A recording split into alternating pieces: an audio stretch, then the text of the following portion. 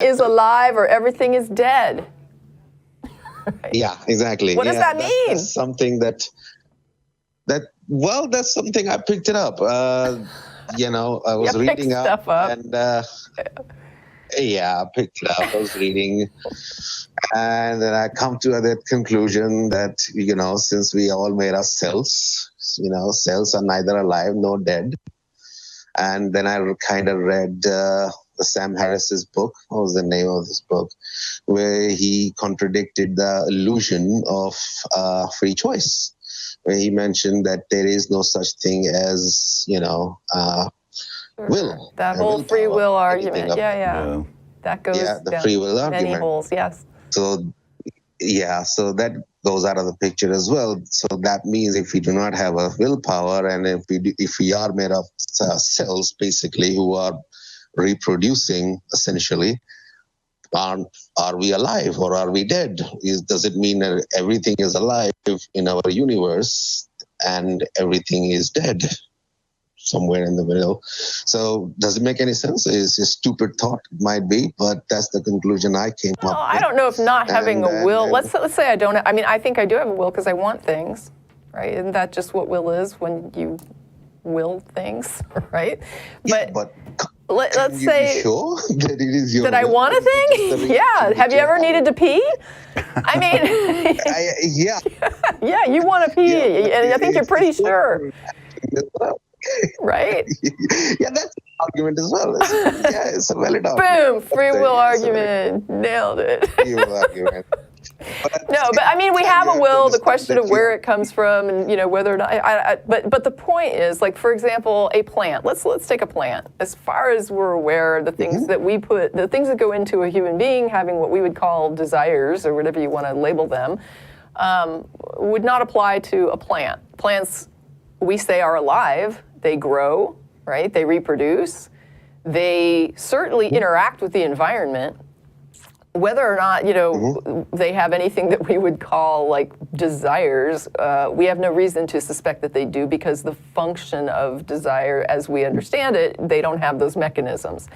So I think most people would be okay calling a plant alive, right? As opposed to dead. Like, have you ever had a dead plant? Right? I have one at home right now that's kind of between the worlds. And so you can have a plant that's alive and a plant that's dead, and there's a very distinguishable difference in those two things, aren't there? Yeah, the only distinguishable difference there really is that one is growing. Green, I guess. No, one is grow. I mean, to a certain extent, you're kind of right. I had a professor in college who paid big bucks for these expensive, very unique palm trees, and he had a guide, and he actually, it's another thing. But I'm confusing two stories, but somebody had a tree that they paid for. It was a comedian. He was talking about it. He called the guy he bought the tree from. He came out, he scratched the bark, and he said, oh no, this is still, like you said, this is still green. So it's still alive, it's still good. And he's just like, maybe I don't know what a live tree looks like, but this thing doesn't look alive to me. And it's not what I paid for, and so there was this sort of question of how alive is it, or is it how near death, or is this thing going to revive, or whatever? Yeah, that kind of is the next question, isn't it? I mean, what is life? What exactly constitute as life? Well, but I guess what I'm saying is I pretty much throw a plant away once it's dead. Right, but I don't throw away my live plants, and so I can actually detect a difference between the live plant and the dead plant. Do you think that's fair to say that? You know what? You make sense, and I would come to that conclusion myself too. But when you look into the in depth of it, you kind of come to a conclusion. I mean, exactly the same question: what is life? How would you define? Oh, life? now that's. I think. I mean, okay. Did you ever watch? What was the movie about the fire, where they talked about the fire in terms of being alive? I'm talking to John right now. Didn't see it. There's an old movie where they kind of had this conversation about fire. And somebody said that fire has these weird attributes to it that align it with life. It grows, it reproduces, right? Like fire can spawn other fires, like throw out other fires. So they were like, this thing can reproduce, it can grow, it consumes fuel, right? Like it it grows and it uses fuel consumption in order to continue to grow.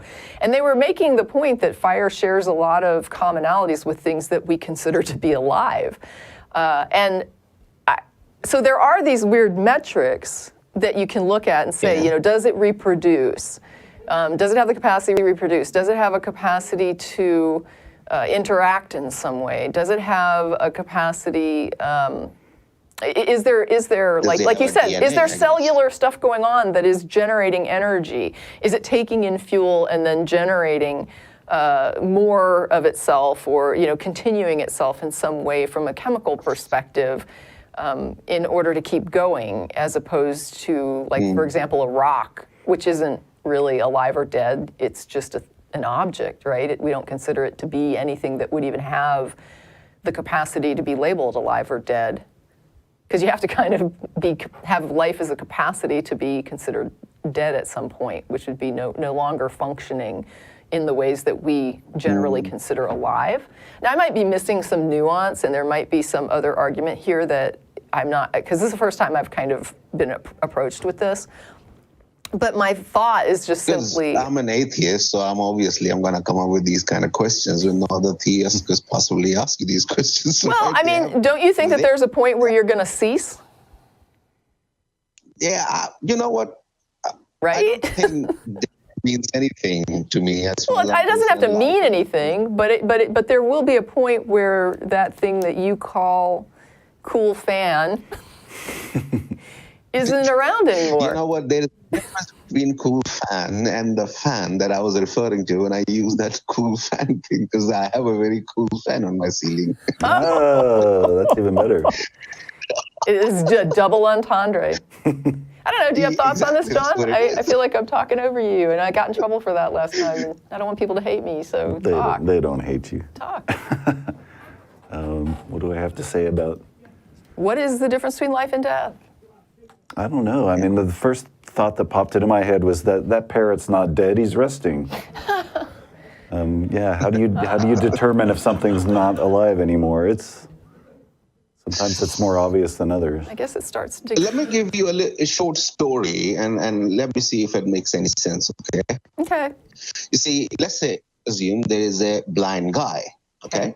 Mm-hmm. And we give that blind guy a few seconds of sight. Now, in that few seconds, he had a glimpse of an egg. And that's all. He didn't get a glimpse of anything else but an egg.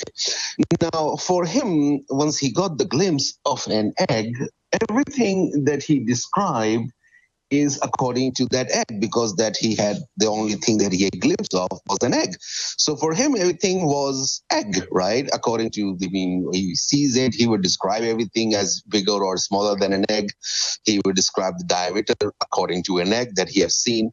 Now, using that analogy that we have just described, when we are describing life, because we have only seen the life as we have on this earth, or what we know of a little bit about life, because about like 50 years ago we assumed that there cannot be any life without a sun or without a light. There cannot be a life. Now that theory is out of the picture as well, because now we know that there is a life deep in the ocean where the light never actually reaches. Sure.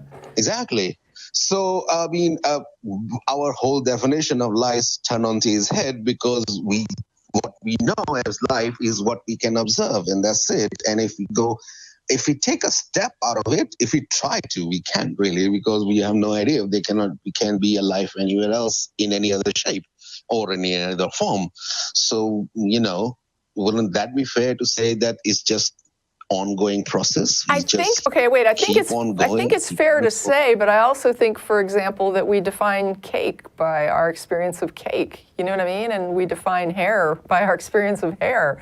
These are things that we have observed and then put labels on. I mean, we do define them, right? We're the ones that make the definitions for them. And we're the ones that can expand them if we need to.